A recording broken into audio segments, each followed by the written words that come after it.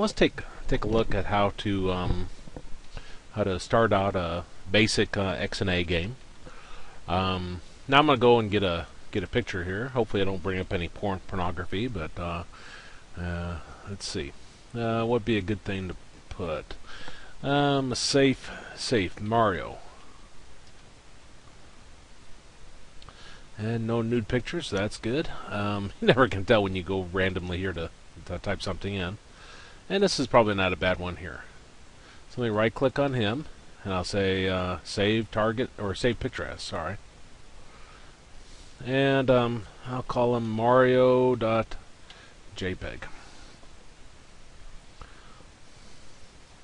Now, let me click save. One thing I want to mention here is under your folders here. If you go into computer here, you'll get to this. If you press your Alt key one time, there's a Tools, and you go into Tools, Folder Options, and under the View, you want to choose where it says Hide Extensions for Known File Types. You want to uncheck that. It's real handy in programming to actually know what file types you're working with. And then after you uncheck that, see, like that's what mine was initially. You uncheck that and you click OK, and you can actually see the .jpg on the end of that. Okay, so we got Mario.jpg. Let's go over to Visual C#. I'm going to do a File, New Project. And yours is probably sitting right here. If you click the XNA Game Studio, we want Windows Game, this first one. And we'll come down here and we'll put in some kind of name. Mario Test Game. And click OK. Now over on this side, you should see a Solution Explorer. If for some reason it's closed, then you go up here, and it's somewhere up here. I'm not sure where. There it is. View, Other Windows, Solution Explorer. And that'll get it to appear. You need to be able to see that. Now you see where it says Mario Test Game Content down here? I'm going to right click on that, and I'm going to choose Add, and then Existing Item. Now I'm going to come up here, I'm going to click Pictures, and I want to choose Mario, and then I want to click Add. Now it'll add Mario to this. If I click on Mario, then right click him, choose Properties, you see the asset name, how it says Mario. Well, let's keep that in mind, Mario. Okay, so let me come over here. Now you don't need to worry about a lot of this to begin with. Just look for where it says public class and then game 1, or it'll match whatever this name is, but you'll see graphics device manager, graphics, sprite bash, don't worry about any of that. I'll click after the semicolon here at the sprite bash, and I'll press enter. Now I'm going to start typing in texture 2D. Now after you start getting it narrowed down there, if you just press tab, it'll fill it in for you. And I want to give this a name. I'll call it Mario. It can actually be named anything you want. You can think of this as a variable. It's not technically a variable, but we'll think of it for that for the time being. Part of this is teaching you some programming too. And then I'm going to start typing rectangle. And I'll do space, and I'll call him Mario _ rect. Actually, let me start out RECT, and then Mario. There we go. Now this Mario, again, you can call this whatever you want. Has to end with a semicolon. This rect Mario, you can call it whatever you want. Has to end with a semicolon. Now, if you leave something off here, like that has to be an uppercase T. If you put a lowercase t, see how it puts a little red squiggly underneath the line? It means that something's wrong there. And sometimes if you right click, it'll give you an idea, but doesn't look like it. Texture cannot be found. So you come up here, it'll give you some obscure error message. Has to be a capital T. This rectangle here has to be a capital R. Now what we're going to do is we're going to draw a picture on our game. And first thing we need to do is import a picture, which is what we did over here. We're going to declare, you can think of it as a variable for the picture. A variable is like a name that we can assign to it, a data storage. And a rectangle. This is like you go and get a poster down there at Walmart, and you're going to put it into a frame. So this is like our frame. Okay, I'm going to come down here to our load content. You see where it says to do? I'll click at the end of that and press enter. And I'm going to type content. Then once I get enough of that, see the capital C, I'll do a dot. I did a tab first, and then load, and less than, and texture 2D, then greater than, and then begin parentheses, and then Mario. Okay, what is this Mario right here? Well, if I come over here to my picture, if I click it, under my asset name, see how it says Mario? This name right here, under the asset name, has to match whatever you're putting in here, which it does. So, now in this next line, we're going to do our rectangle. What do we call it? Rect Mario. And again, I just typed the first few letters, and then when it went down to enough where I could tell it was, I just pressed tab. Then dot width. This is going to define how wide is our frame we're putting our picture in. Well, I think I left something off here.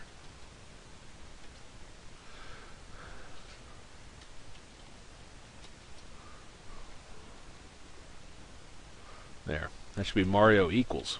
Sorry about that. Okay. Well, what is this Mario here? This Mario is what we declared right up here. The picture.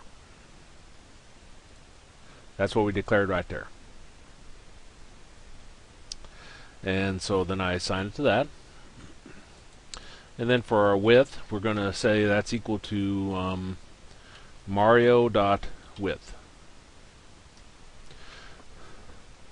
Well, this is referring to the asset name. This is referring to the variable we declared up above. This Mario right here. Of course, this is referring to our rectangle name, and we're defining the width of it. And then this Mario right here is referring to the Mario up above, the texture 2D.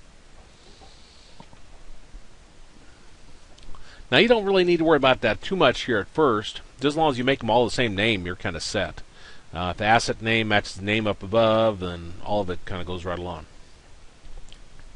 Now I'm going to say rect Mario.height is equal to Mario.height.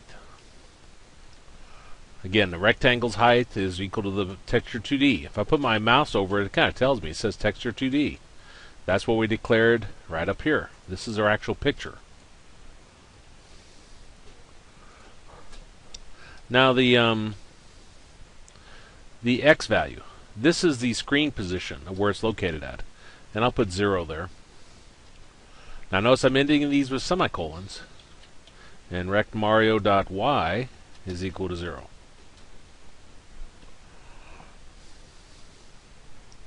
Okay, so we defined the width of our rectangle, the height of it, and its location. Now let's come down to here. Right after this is in the draw section. Right after the to do, I'm going to put sprite batch dot begin, beginning parentheses, closing parentheses, semicolon, sprite batch dot draw, and then texture 2D, and it pops up with and tells you what it's looking for. So I'm going to put in my texture 2D was called Mario, comma, my rectangle was called rect Mario, comma, and we make this as color white. There's no tinting involved if you do that. And again, the case will drive you nuts on these. That has to be a capital W there. Now if I do a sprite bash.end, And you notice I didn't type those in. It automatically changes it to the case it should be. So it's really nice to go ahead and use the tab to do a completion on that. Okay, so we let's recap what we did. We imported our image. We declared the texture 2D goes along with it here. Declared a rectangle that went with it here. Down here we loaded in the image. So we loaded it from the file and into our resources here. Assigned the width and the height of the rectangle and the location. And then down here we're drawing it. You always have to have a begin, you always have to have an end. And then you have a draw for each picture you're drawing on your screen. And then if I run that, oh, I hate you, Avast. Said that last time too.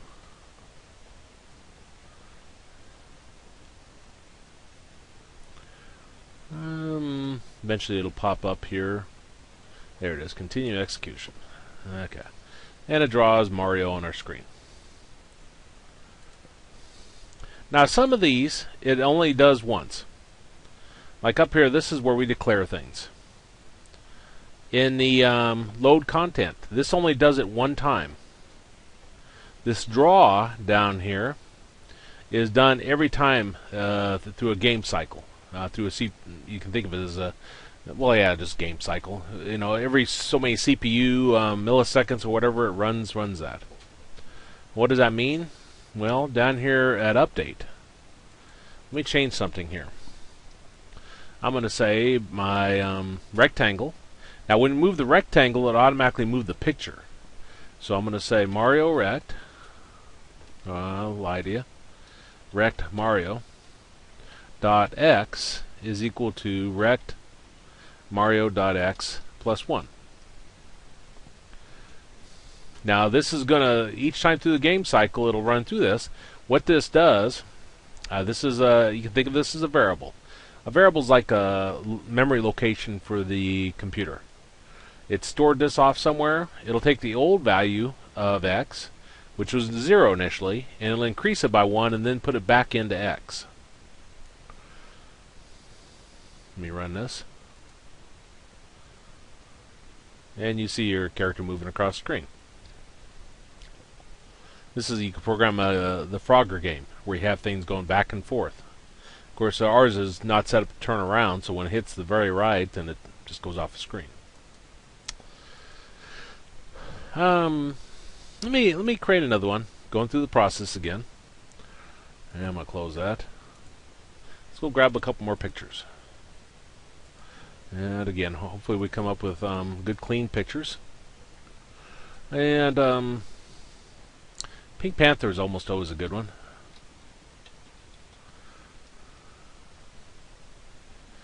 So here's a Pink Panther. So I'm going to save him. Right click on him, say save picture as. And I'll call this pink.jpg. And oh, who's that blind guy? Mr. Magoo. Mr. Magoo. Good. Again, good clean pictures. That's always good. And let me right click on this one, save picture as. And Mr. Magoo. Okay. Let's create a new game. So I'll do a file, a new project, and it should already be defaulted to this. That's fine. And game 2. I need to come up with better names. And then click OK. Now I see the location. That's where it's stored at. And we have 2 images now. So I'll come over here to content. I'll right click, and I'll just say add existing item. And change it to my pictures. There's Mr. Magoo, so I'll add him. And I'll right click this, say add existing item, and the Pink Panther. Now by default, see how this starts as Mr. Magoo.jpg? The asset name, if I click this, will be Mr. Magoo. And this one is pink. Okay. So let's come over here now. And again, you're looking for graphics, device manager, graphics, sprite batch, sprite patch. We'll learn about all of this by the end of the course, but we're just looking at little bits and pieces here. Now I need to declare two texture 2Ds. Again, I'll start typing texture 2D. When you see it, you can actually down arrow to it and press tab. And the first one I'll call just to show you the difference between them. This one I'll call T Mr. Magoo. T for texture. And then I'm going to have another texture 2D, and I'll call this one T Pink. Now you can put those on the same line with a comma between them, but I just want to put them separate ones for now. Now I need rectangles to go along with them. So rectangle, and I'll say R underscore Mr. Magoo. The R indicates a rectangle. And another rectangle, R pink. Okay, so we got two pictures. So we need two frames to put them in. Well, I'm going to come down here to my load content. I want to go to the end of that line and press enter. And I'm going to say T Mr. Magoo is equal to content.load, and then less than, and I'll put texture 2D here, then beginning parentheses, and this is our asset name, which ours was Mr. Magoo. And then this one is T underscore pink equals content.load texture 2D, and then pink. Okay, now I need my rectangles also. So I'm going to say my R Mr. Magoo dot width is going to equal to the texture's width. So T underscore there Mr. Magoo dot width. And the height of that rectangle is going to equal to the height of the picture.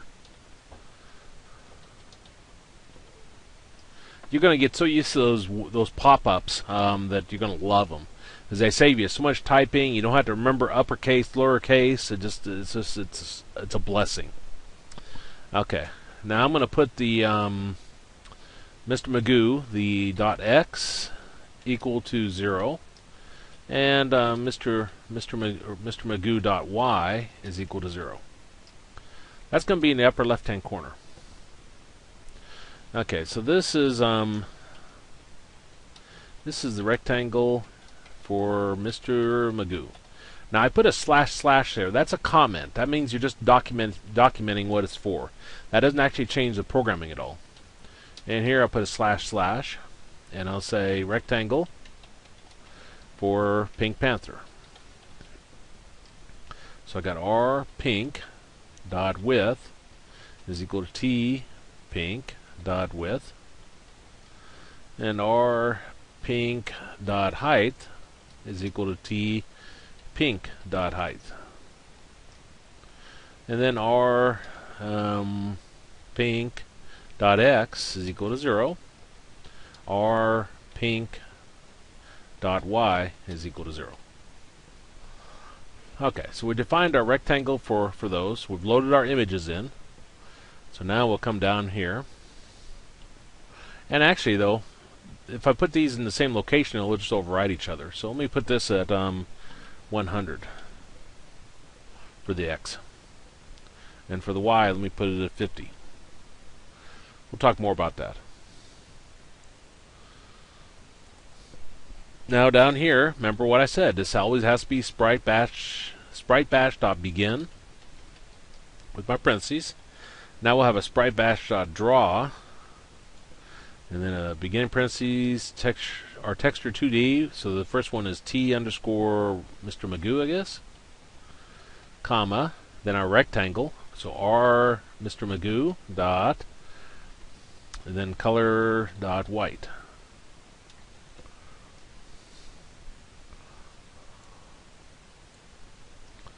Okay, then we'll have another sprite batch. We have to have one draw for each picture we have on our game. And then T underscore pink. And then our rectangle, which is R underscore pink. It's really nice to develop some kind of naming convention. Makes it so much easier to program these. And then I have to have a sprite batch dot end. And I need parentheses around it like that. Okay. So let's recap what we've done. So when you don't have any errors, we loaded in the images here. Down here I declared my textures, one for each picture, and I declared the rectangles, one for each picture. I loaded in both images into the appropriate location, resource.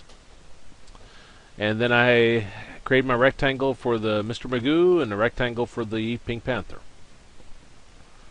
And then down here I'm drawing them on the screen. You have one begin, you have one end, and then you have one draw for each picture. Let's run this. And we'll have to wait for a VAS for 15 seconds. Stupid program. If I was smart enough, I'd actually learn how to shut it off, but I went to change settings and I didn't know what I was doing. It said something about a sandbox. I know what that is. That's a safe place where you can run programs. So continue execution, and we see this. And that's how to draw textures on your screen. And let me talk about something real quick.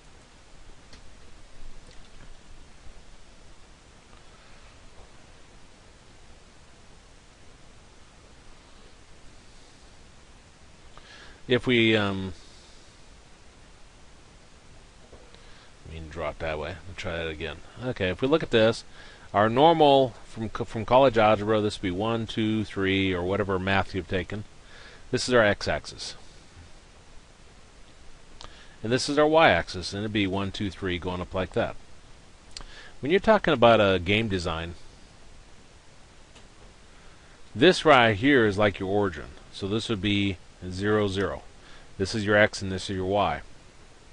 Now as the x goes across here, this is just like you might expect, 1, 2, 3, 4. Now on my xy axis over here, if I go down below the origin, this is -1, -2, -3.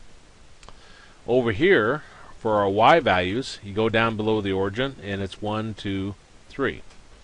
So it's a little bit different than what you might expect if you're taking any kind of math. It'll be kind of throw you off on that.